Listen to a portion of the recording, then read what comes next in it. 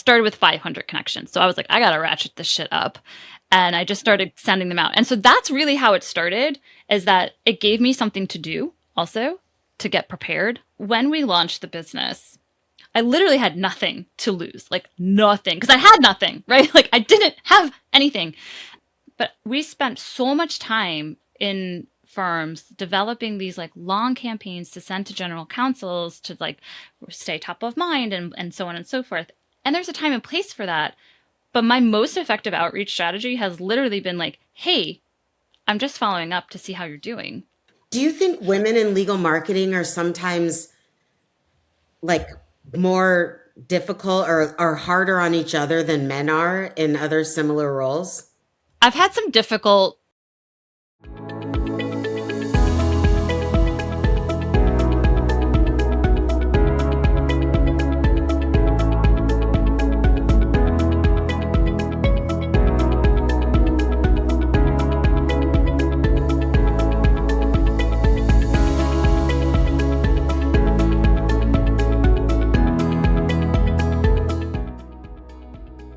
Hi, everyone. Welcome to Breaking Rank.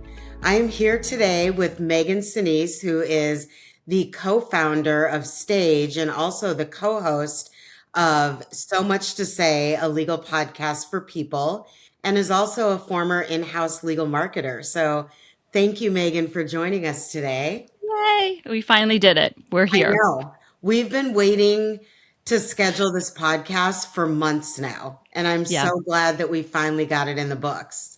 Yeah, it's my fault. It's literally, I just, for the record, it's because of me. So, Well, so thank you. Thank you for being patient and yes, for tolerating me and allowing me to I'm to just glad reschedule. that we got it scheduled. So, Yeah. because I'm looking forward to this conversation. You're so much fun. Hmm. Just to give some background, so Megan is like my LinkedIn bestie. Yeah. Literally, I met her on LinkedIn, and I feel like I've known her for years and years. And when I met her in person finally, it felt like I had just like we were picking up from where we left off. And I think that's just something very characteristic of your personality. From what I've gathered, a lot of people feel like they know you because you are so visible and present on LinkedIn. So tell me a little bit about that. How did you build your LinkedIn presence and what was different about your approach than how you might have handled it when you were working in-house? Oh my God. Yeah. And we can talk about how people feel like they know me, because that I love it, but at the same time, and I want to make sure I keep my like ego in check. I'm like, what if people decide that they don't like me anymore? Right? Like because it's like me. Now it's just me like out there and people are like, "Oh my God, I love you." And so I'm like, "Oh shit. Like what if like what if the tides churn and change?" Okay, so how did I grow? How did my LinkedIn posting started very boring, and that like I had a LinkedIn and I used it for a job like most people, and I didn't post anything because I was terrified of what the firm would say. Hmm. And I was not reposting any of the firm content. I was pretty adamant then at the time that I wasn't going to be promoting their brand, and that I really kind of just stopped there. I wasn't really thinking about branding up until about, 4 years ago, 5 years ago, I guess at this point now. But I was really like, I'm not reposting the firm's content. I unless it's something I really care about, like I'm not going to put my name kind of behind it. And I couldn't really articulate more beyond that. And so I started my very first like real LinkedIn post was a repost of a all female engineering crew that built something in New York City. And I think I was like, this is cool, and like reposted it. And like that was my first like post. Like, hope I see more projects that are full of women in the future. And then I got braver and braver and braver. But really, the push came to when I left Big Law, and that I knew I was going to leave Big Law, and nobody else knew, but I knew I was going to leave, and I did not know how I was going to go to market. And my way was to start to build the visibility before I officially left.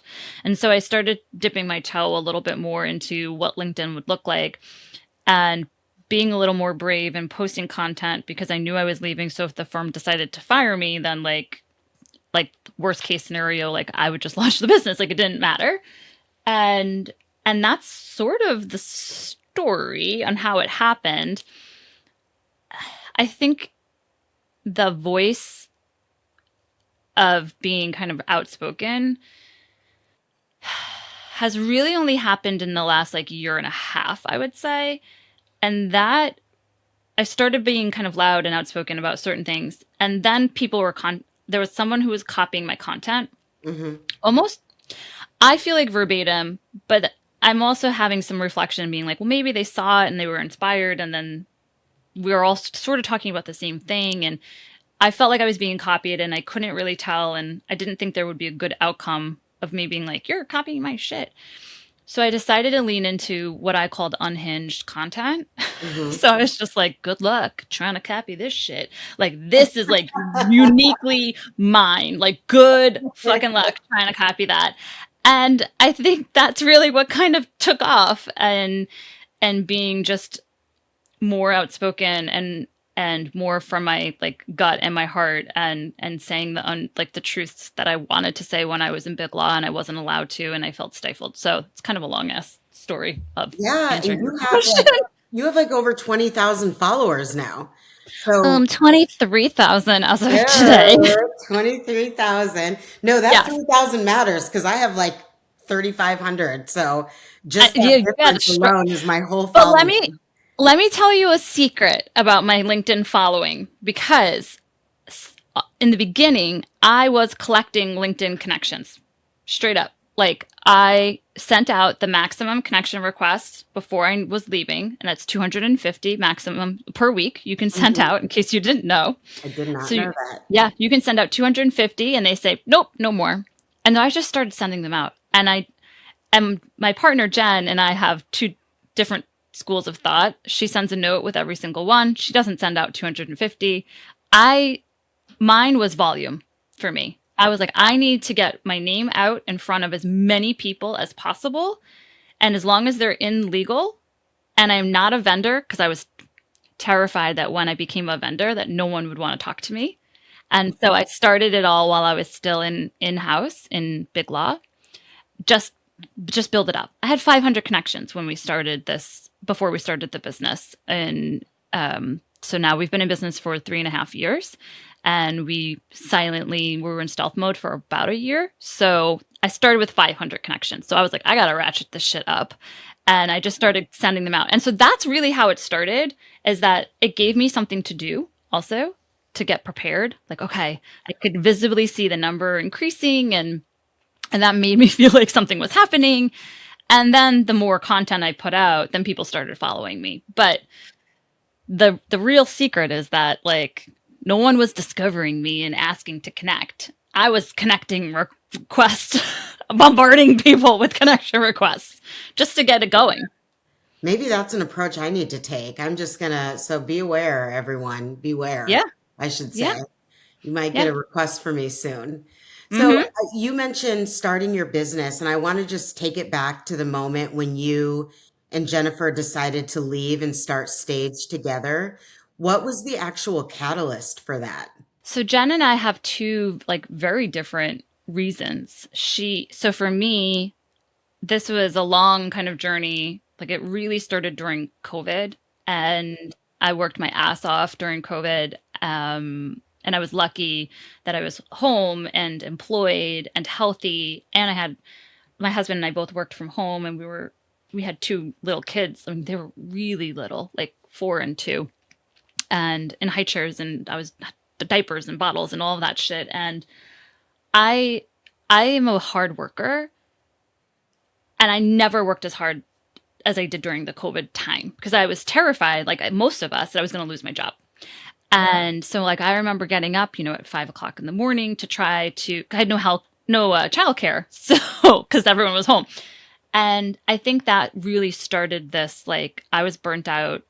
And at that point, I thought everything was going to amount to the end of the year, and I was going to get this like really nice bonus, and I was getting all of these compliments on the work that I was doing. And it's really interesting because it was a lot of content creation and repurposing content. And I launched a podcast for the firm during that time. And I started blogging for the firm, like all of the stuff that I didn't really think I needed those skills have now like fed my business now. I learned during that time. And I didn't really even mind, like I wasn't burnt out at that point up until the year end Hmm. when they were like, this is the best work we've ever seen you do ever. And I'm like literally hanging on by a thread. And they're like, but we just like don't really know what's going to happen next year. So we're going to give you like the minimum like raise. And No. I was devastated. And I very rarely cry. And I was like hysterical crying during the review. Yeah. And this was a moment where I felt like it was really grief in a lot of Hmm. ways of everything I had chosen to give up.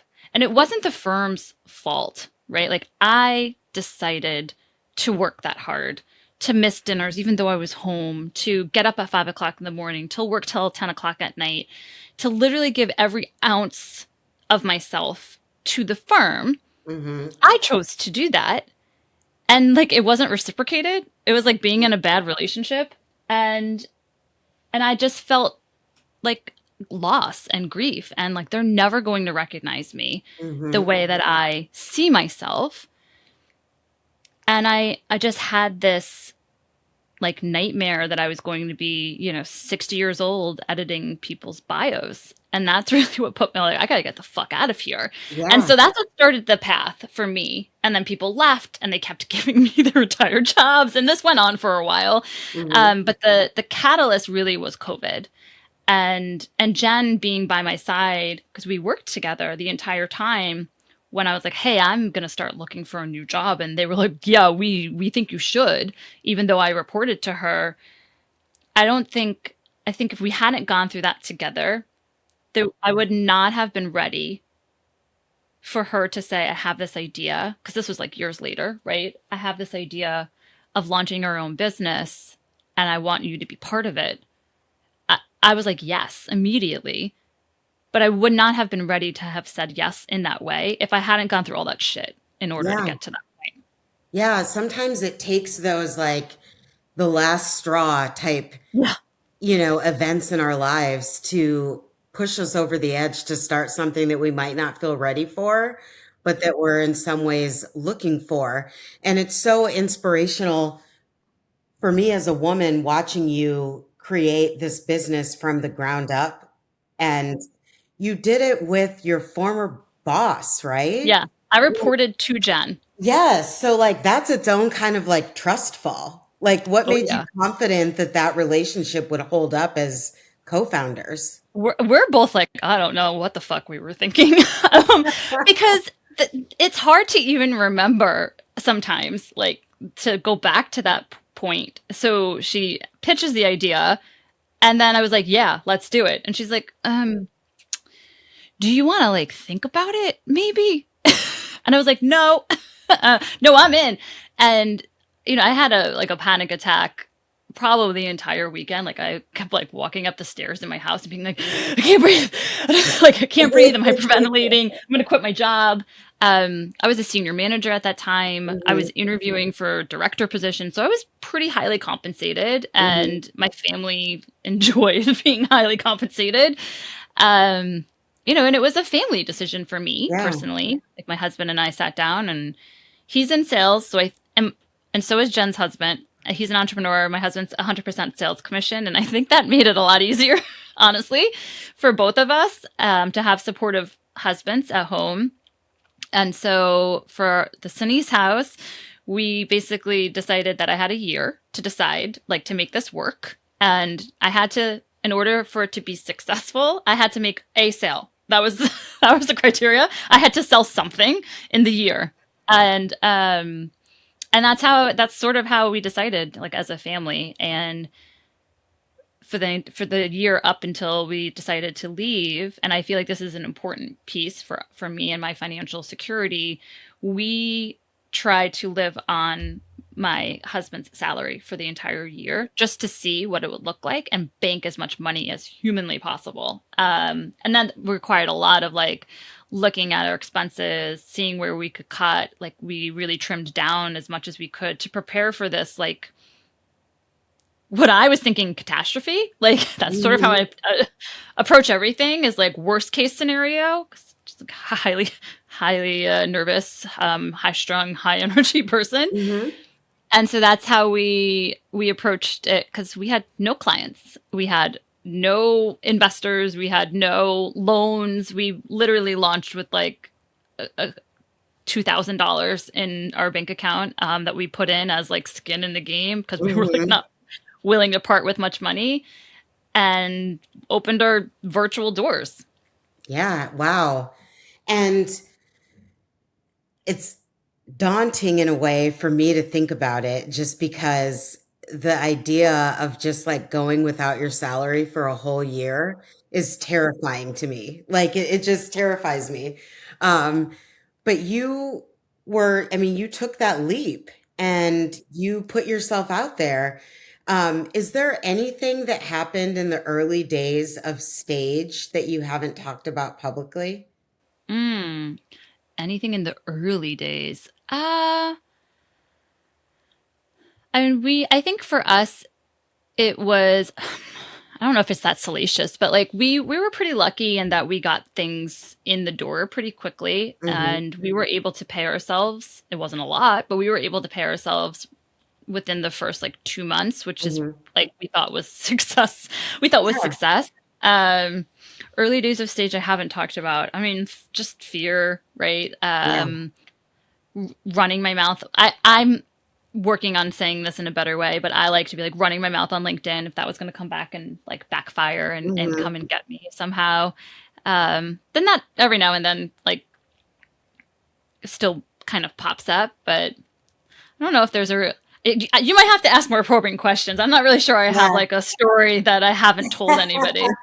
Nope, just digging for the salaciousness, but Yeah. there's You nothing might have to there. go back further. It might have to be like childhood trauma. Yes, yes.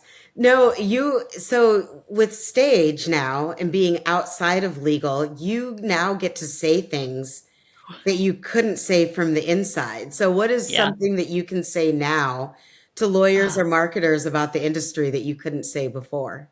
oh my gosh. That I think that I feel like the best part of my job is that I get to do that and that I felt very stifled and I wanted to write and I wanted to speak and a lot of it was sort of frowned upon like well why do you want to speak so much like what oh you must be trying to get a new job or like who do you think you are that you like even deserve to be like out there writing all of these publications and I I'm sure if I had continued with this pace, the firm would have been pissed, right? Like it's Mhm. not about you, it's about the lawyers.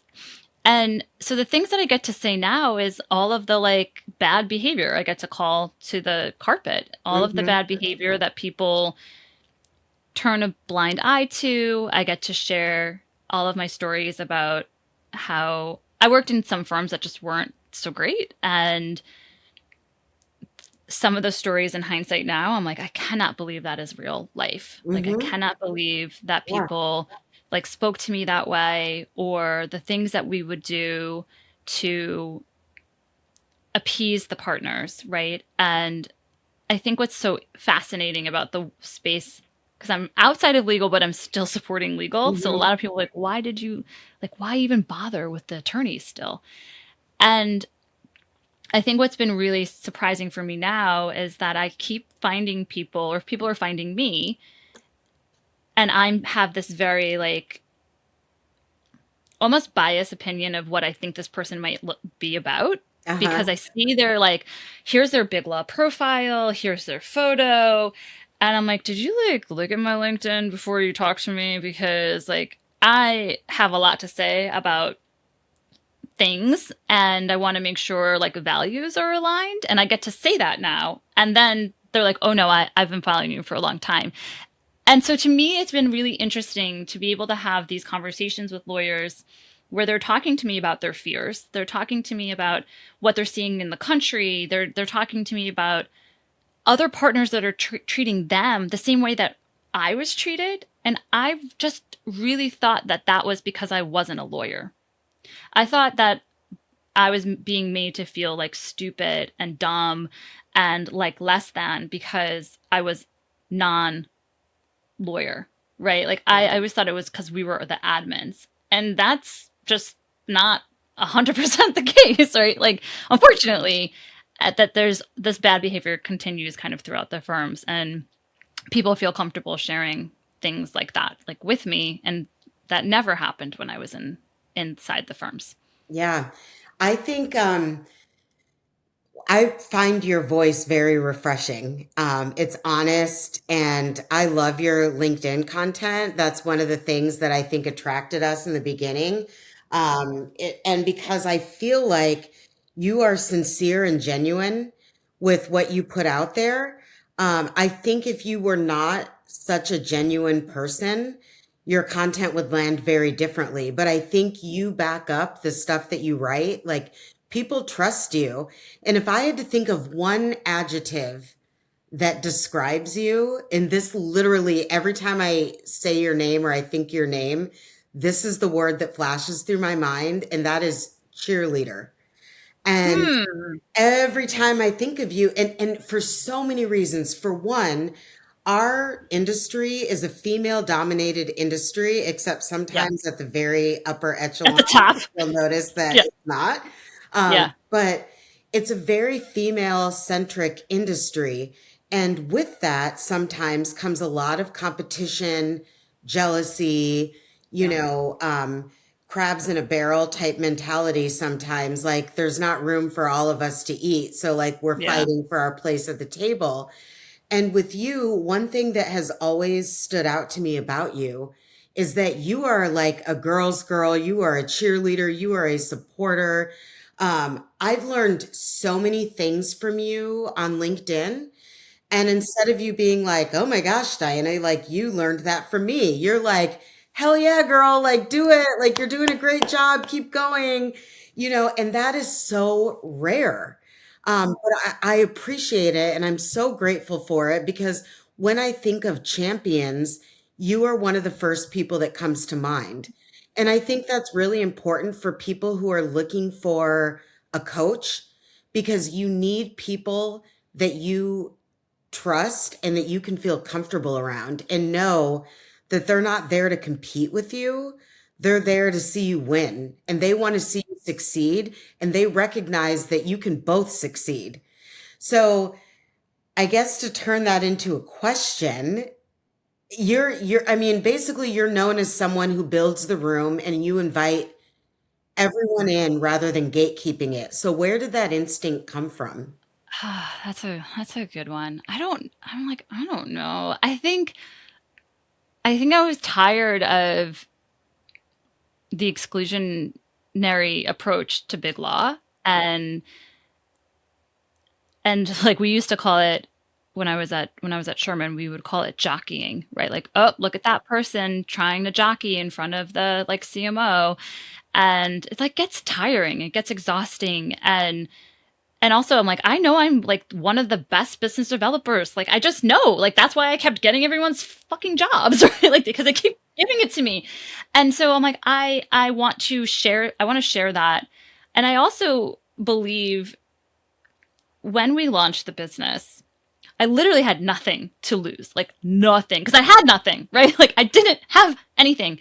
And so I really wanted to go to market in a way that felt real and that felt like purpose driven. Like, I actually really wanted to be like, wouldn't it be so great if we were like a B Corp? Like, I wanted to be able to like give back to in some way. And I think that was like a completely different animal, and we weren't really ready for that. And so that's where all of the like giving back came from, at least from my perspective. When we launched, I offer for free parental leave, for free business development sessions for any lawyer returning from a parental leave, and we that's like a lot of money in value that we're just giving away for free.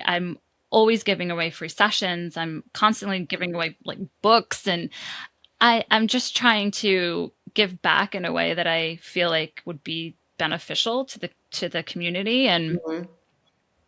I'm not really sure like what I'm not really sure like where necessarily, but I just think it's because I do believe there's room for everyone, Mhm. right? And I think there's like this shift of like an abundance mindset. And if you start going into the scarcity mindset of like, Mhm. this is, I want it to be the opposite of big law. Maybe that's Yeah. actually probably the reason, right? The scarcity mindset is like, this is my client. Don't talk to my client. Don't look at my client. I'm going to elbow you. It's sharp over here. And I'm like, how do I make sure that I am the opposite of that? And that is to give. And Mhm. sometimes to our detriment, to be honest, right? But Yeah. like that that's how I wanted to go to market, and that's how I wanted to be seen, because there are 1,000 consultants out there, or I don't know how Mhm. many, a lot of consultants out there, and a lot of legal marketing consultants, but I don't see any of them giving away free shit like we are. Yeah. Yeah.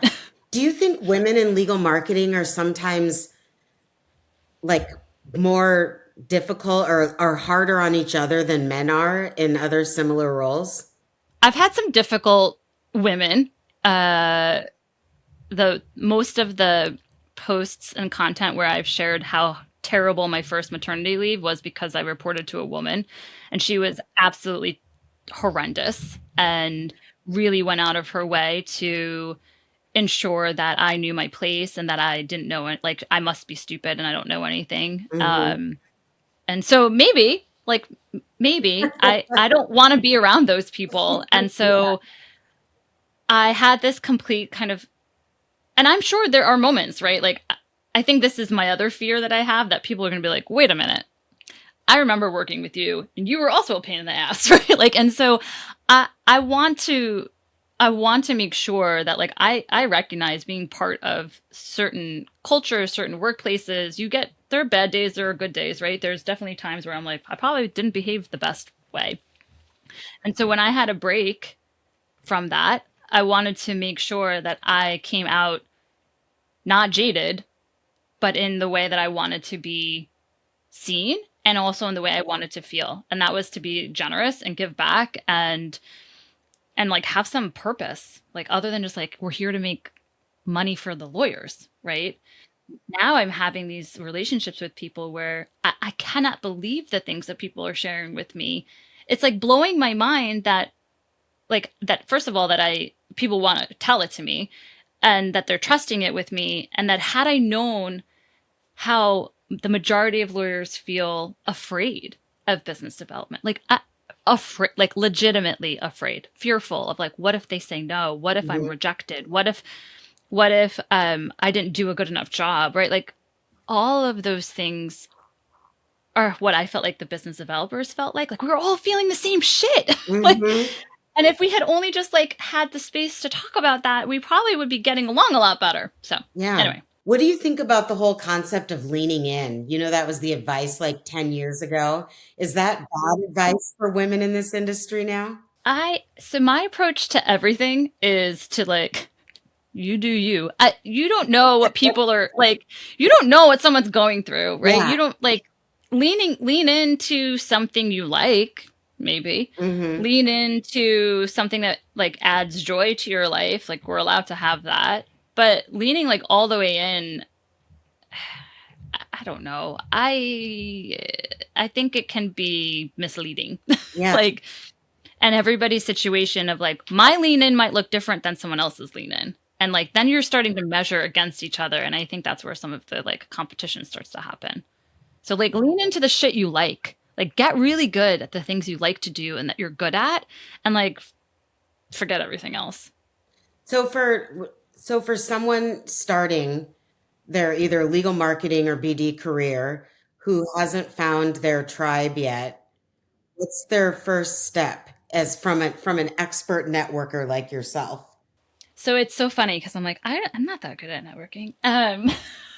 I I had to reframe how I thought about networking completely, because I didn't feel like I knew anyone when we first launched. And I think it's that, I mean, you definitely hear it all the time. It's like, don't wait until you need it.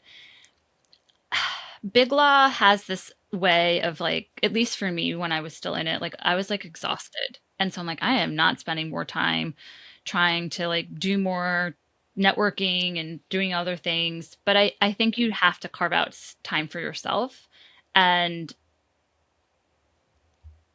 thinking about people who can invest in you and people Hmm. that you want to invest in. And I think that might be a better way than trying to like network. So I my very first networking experience, I went to like a first timers LMA event Hmm. and I was like, okay, these are all brand new people. So like nobody else like will know each other. And I walk in and it was like in this giant place in New York City and like there was like all these like tight circles of people with Mm. their backs to the room and I went by myself and I didn't know literally anyone and I tried to introduce myself to people and I was like, "Hi, like I'm Megan. I work at such and such firm." And they were like, "Okay." And like that was it.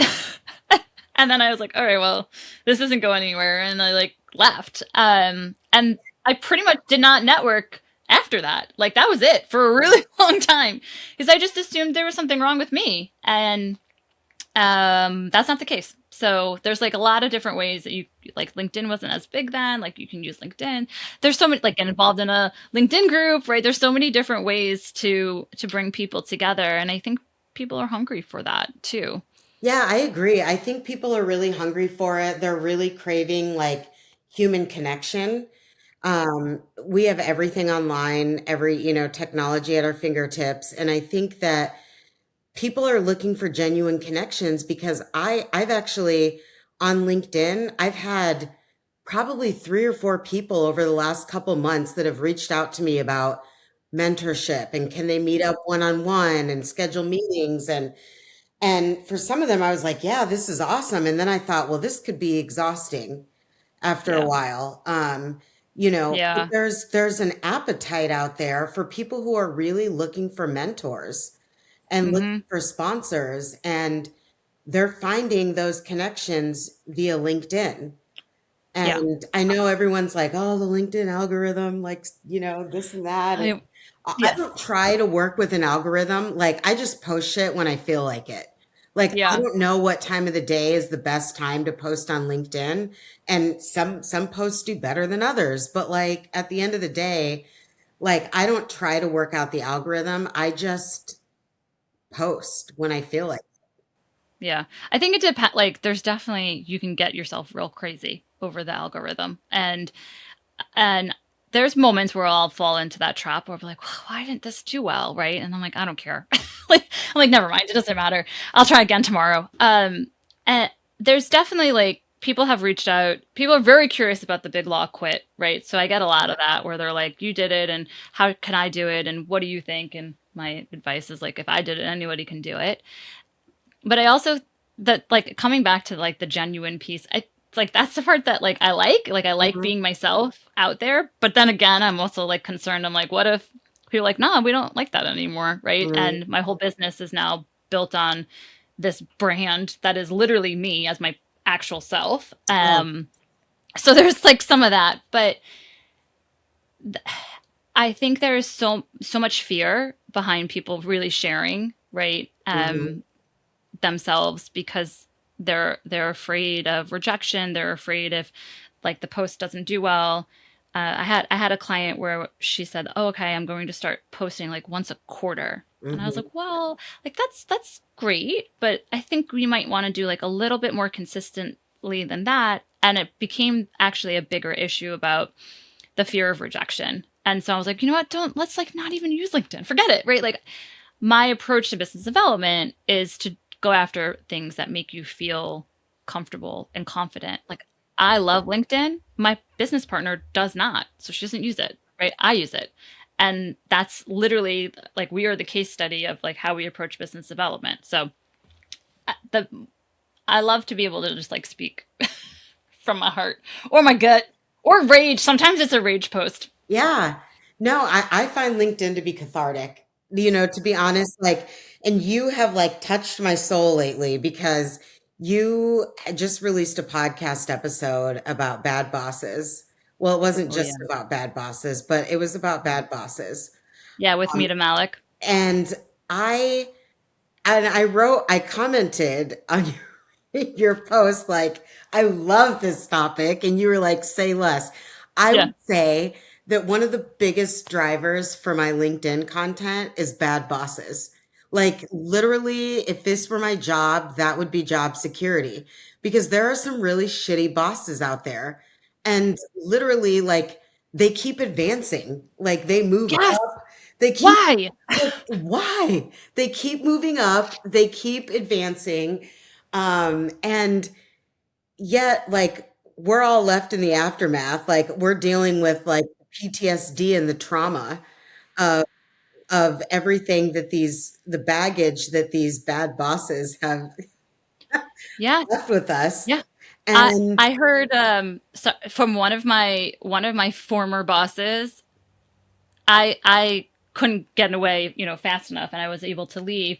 But then I heard that this person was like blowing through people. Like after I hung mhm, in for as long as I did, other people were coming and going within a couple of months, and that there was a group text with all of the people who left to talk about the the boss. I wasn't wow. included because I left like before, so I was kind of bummed about that. But yeah, I think we spend so much of our time, right, like with at work, and I doesn't have to be terrible. And I think that's the part that it just kept coming back to over and over again. Like, why does it have to be like this? And most of my career, I was the youngest. I was the only woman in the room, youngest by far. And I was just like tired of being like the little girl who didn't know anything.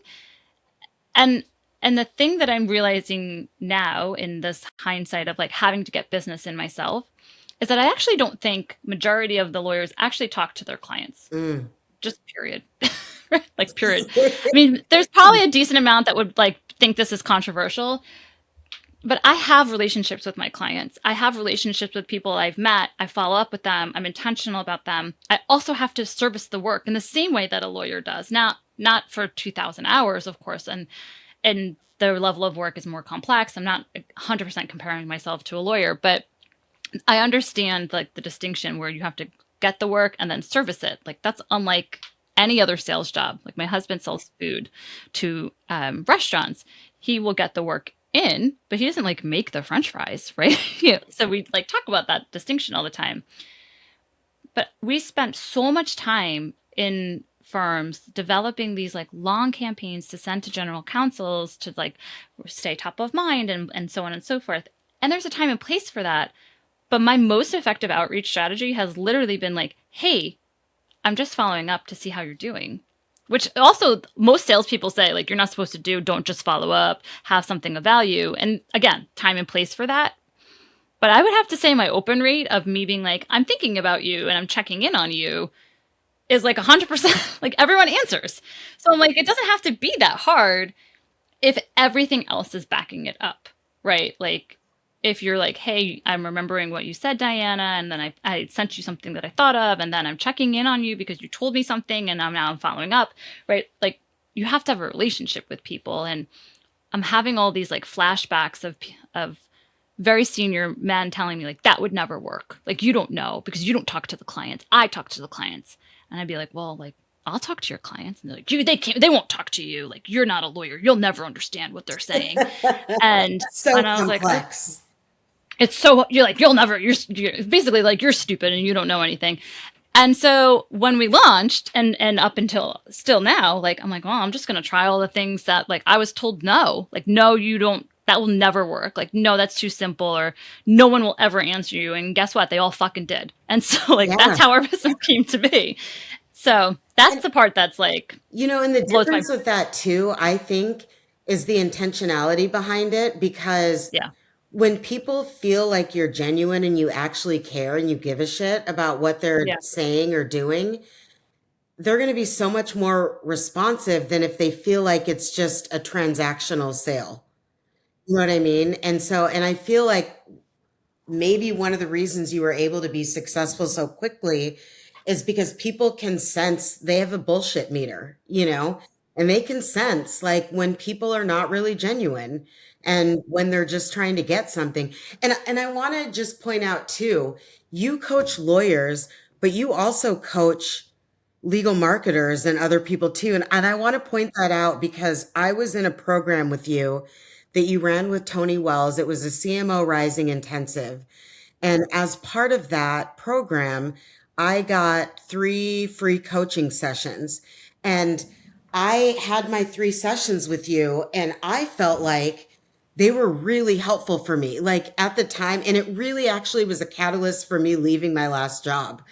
I was Sorry, last job. yeah, Sorry about very that. last job. Like I knew I was going to leave and I knew I wanted to leave, but I didn't Yeah. know what that looked like. So being able to talk it through with you and kind of seeing and your advice of like, well, just like everything they're willing to pay for and do, like take Yeah. advantage of it. And I did. Like every Right. program, every certificate that they offered, I was like, let me sign up for this. I'm going to do it Yeah. before I leave.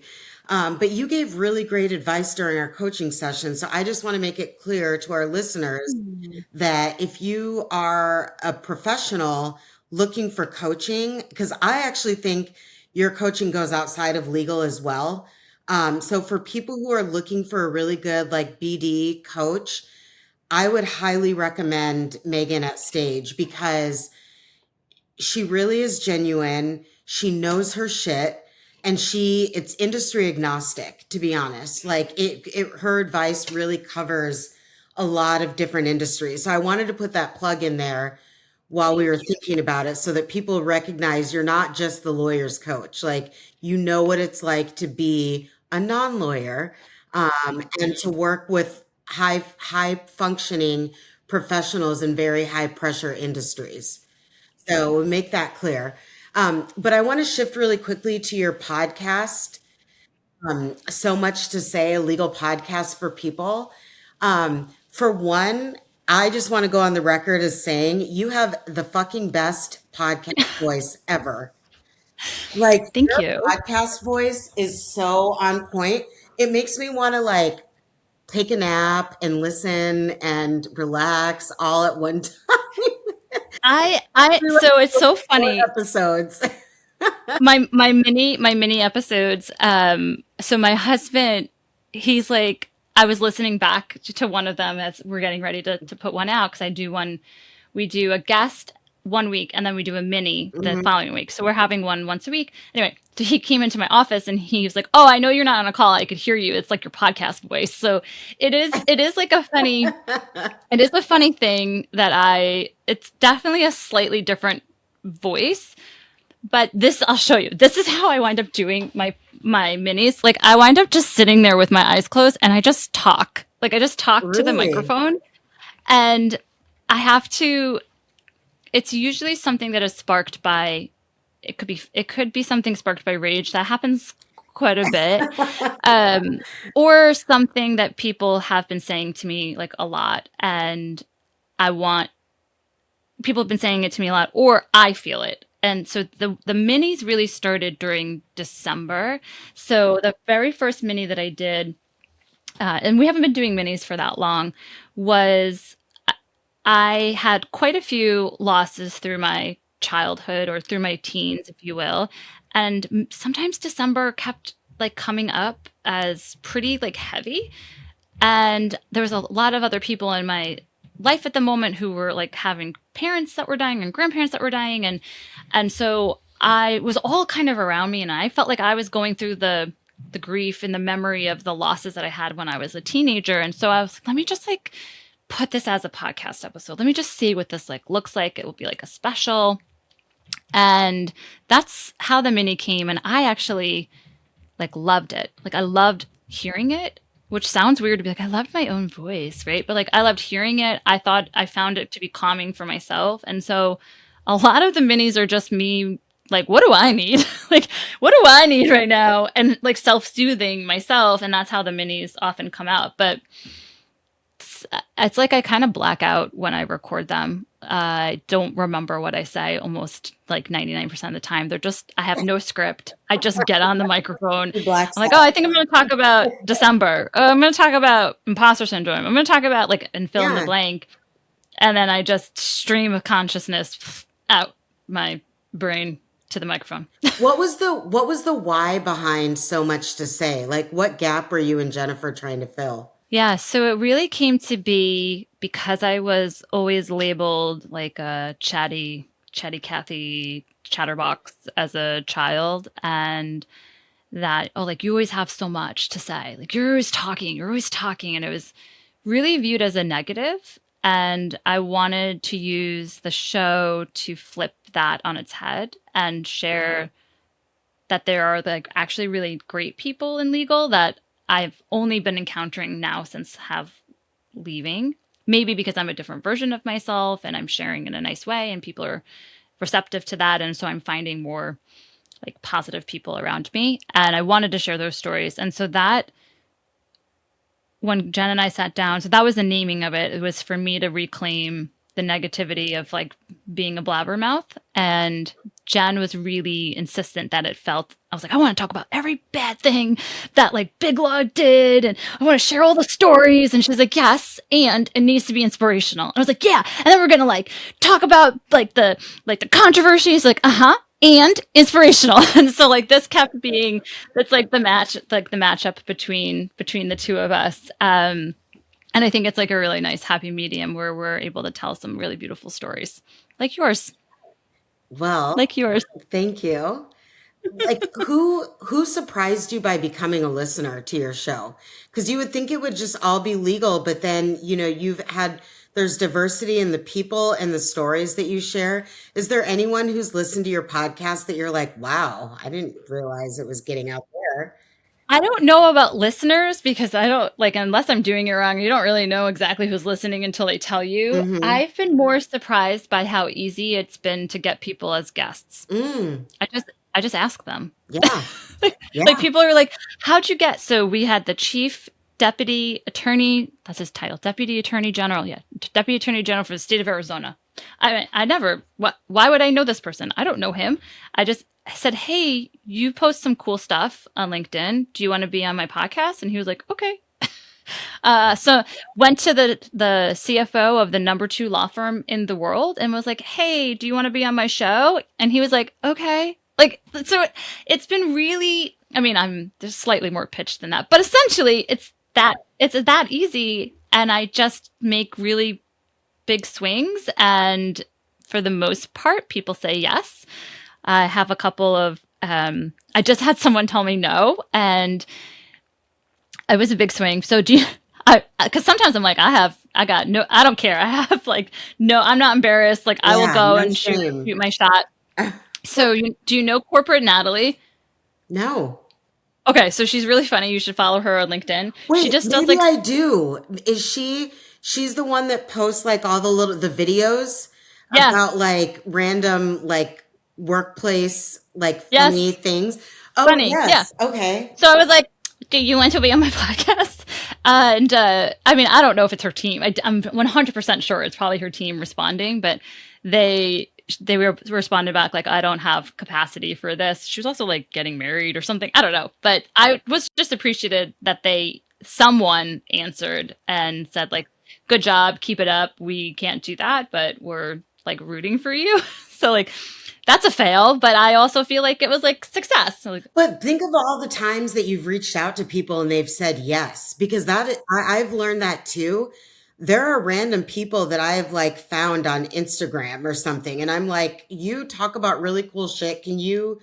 Would you be a guest on my podcast? yeah, And a lot of times right, people say yes. I've had some people that have just kind of been like, let me get back to you, and then never sure, responded, yeah, which is totally fine, as long as, because I'm grateful for every guest that I have and for being able to tell their story, but you yeah, have to swing big. I mean, you yeah, have to like, you just go out there and do your thing and hopefully, it resonates with someone, but you never know. It's the same thing we tell lawyers. Like, you never know when someone is going to listen or the right person is going to hear something. And, so you take those opportunities. And I think with newer podcasts in particular, it's hard because people like all of these stats of like, I get 500,000 listeners a week and blah, blah, blah, in order to like be on it. So I always like am appreciative of people that give, like more recent comers to this industry a chance to really help them, build their audience and their brand because it's good to be, there's legal is a niche audience. I think we show up for each other. I think we support each other. But sometimes it gets boring because we see the same people Yeah. all the time. Same people It's all the like time. all the time we see the same people. And sometimes it's nice to have some new perspectives, right? Hmm. Outside of the legal Yeah. industry. Um, and I feel like Yeah. you've got a nice range of speakers or people that you've had on your podcast. Is there a conversation or a guest from your show that changed like how you think about something? Mm. Oh my gosh. I feel like every episode I'm like, oh my gosh, that was so amazing. And I mean, Mita Malik, I felt like was a huge, for me, I felt like I was so excited. I mean, I'm excited about everybody, but I just like couldn't believe it, right? That she had agreed. And she was another simple, like, oh, we were chatting on LinkedIn, each other's stuff. And then I made the pitch and she came on and I feel like that was really exciting. Ashley Hurd is she does the HR method. She has some really great insight on how to be how to be better in the workplace. I had I felt like we kept gasping during Abria Ralph's episode where she just like talked about all these like beautiful sayings, and I feel like that was so impactful for us. Like Jen and I were just really touched by that. We Mhm. had Stephanie Harrison from The New Happy, and that made us cry at the end of it where she like did a special reading, and I think that was also the start of like the minis where it was just this like Mhm. moment of being grounded, and she did a special reading for us, and that was like really beautiful. And there's just like so many, I mean, you sharing your story with us was, I feel like a highlight of our show, and thinking about where it could go, and like this life that I've carved out for myself, and the fact that people are willing to share so like openly. And sometimes it makes me sad too, right? Like had like this could have been, I wish that I had this like space and mindset to have shown up for others when I was still inside Big Law. And so there's a little bit of like sadness, I think, too, that I wasn't able to be this version then. But I also think like it needed to be this way. So Yeah, I mean, it had to, and this version might not have been, accepted back then. yeah, well, there's that too. You needed all of that struggle and adversity to become who you are today, Yeah, right? yeah. Um, what is something that people would be surprised to learn about you? And you do all these Mm. cool icebreakers that are not icebreakers, Oh yeah, I hate this and icebreakers. that. Yes. But like, what's something that people would just be surprised? Like, I didn't know that about Megan, and you're pretty open, so dig deep here. Mm. I'm like dig deep. Oh shit. Let me think. I'm like, well, I'm pretty anxious. I'm just like an anxious person, but I don't know if that's like super groundbreaking. I feel like people know that. Um, I'm like, what? So my last night, my children and I, we did like yeah, I'll share this. So we did like I've been like leaning into what I call like the woo, and I have been more open since leaving Big Law to like this is me laughing and feeling embarrassed, so I'm gonna share it anyway. Like feelings and like energies and like it's this kind of shit, right? And so I read something that like came on my radar about last night being like a strawberry moon and how we want to be like thankful for the moon, and I'm like, yeah, I can get down with I can get down with the moon.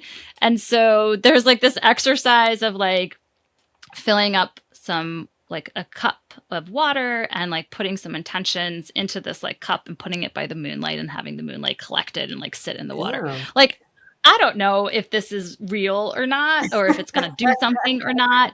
And I think that's the skepticism. Like I like that kind of thing. I think it's fun, and I feel like it like puts me back in touch with like some more like fun, playful, magical, like not logic, not like I have to do this and then I have to do this.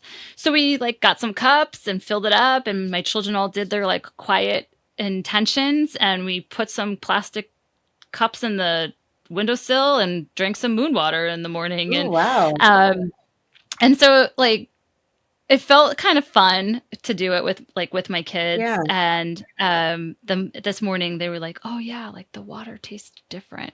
And I was like, "Does it? Okay." Sat And then out I all was like, night. No. I was yeah, they're like, "It was probably No, just it like was the gross old moon. It water." was the moon for sure. They were like, it tastes different. It tastes like moon water. And I was like, okay. And then there was this moment that I was like, what if, what if they're right and we're wrong? Like, Yeah. what if like we could be like, we lost, this is real crazy. People are like, okay, Diana, why are you having on? Like, what if we lost our ability to taste moon water when we become older? I don't know. And so I think what is surprising is that I have been more open to that, just kind of questioning. Like, I don't know everything. Maybe they're right, maybe they're wrong. Like, maybe we just drank some fucking water that sat out all night. Like, whatever. But like I I feel like it was fun and my kids enjoyed it, and we like had a moment of like setting some intentionality, and I feel like it was just this like stable moment for my kids. Like I was a divorced house and my parents got remarried and it was like Mhm. all this shit. And so I get to recreate whatever the fuck I want with my kids now. Mhm. And I hope that they remember like we like caught fireflies and like collected moon water Yeah. like later. Moon water is a As something, thing. I'm going to use you know, as something fun. And so that's like it's like super woo. And 4 years ago would not have been collecting moon water. And yeah, it's not something that I normally talk about because You it's should like do a crazy. stage event and serve moon water. But like, here's your moon water. Yes, put like a little crystal in the bottom of each glass. Yep, I could. We Yes, could. that would be It'd be real low cost, you know? Like yes. very economical for the moon water. I was going to ask you if someone listening only takes one thing away from this conversation, what would I it hope be? it's not the fucking moon I was water, going to please. say, but it might just be moon water. It might be. It might be. It's new to me. It's new to me. And I think that's more of like I saw it, it felt cool. I was like, let's try it. And we did it. And I literally like was in a span of 30 minutes. And that's probably how I do a lot of things where like I see it and I do it immediately. Right. Like, and that's like, there's kind of not a lot of deliberation for me in general. Like it's either a yes or it's a no. There's really no like, none of that. Like Hmm. I'm pretty decisive. So the moon water fits in. Fits in. Yes. So, where can people find you, Stage, in the podcast? Yes, I'm on LinkedIn all the time, so you can find me on LinkedIn. Our podcast, So Much to Say, a legal podcast for people, is on Apple and every single streaming platform that I can get it on. It's literally on every single thing, Spotify as well. They can visit our website at stage.guide, and they can email us there as well through the website. Well, great. Well, thank you so much for being a guest on my Yeah, podcast today. thank I'm you. just so glad we could make it happen. Yes, Because you are, like I said, the biggest cheerleader for everyone in our industry. You're a thank you. positive voice. You are a force to be reckoned with, and you just have a very refreshing perspective on things that, I find not just like fascinating, but also like comforting. That there's like you're somebody who people can relate to and feel like, okay, she gets it. She knows where I'm coming from, like she knows how she can help me like grow and all of the things. So thank you so much for being a guest. Thank And you. I Thanks for look having me. forward to more episodes of your podcast, more of your soothing voice. And I'm going to go try some moon water tonight. So we'll Yeah. see. Yeah. I will let you know if it tastes different in the morning. Okay, please do. Sounds good. Well, thanks again for being on the podcast, Megan. And I look forward to this airing. For any of the listeners, if you haven't already, please like, subscribe, and share. So thanks, everyone.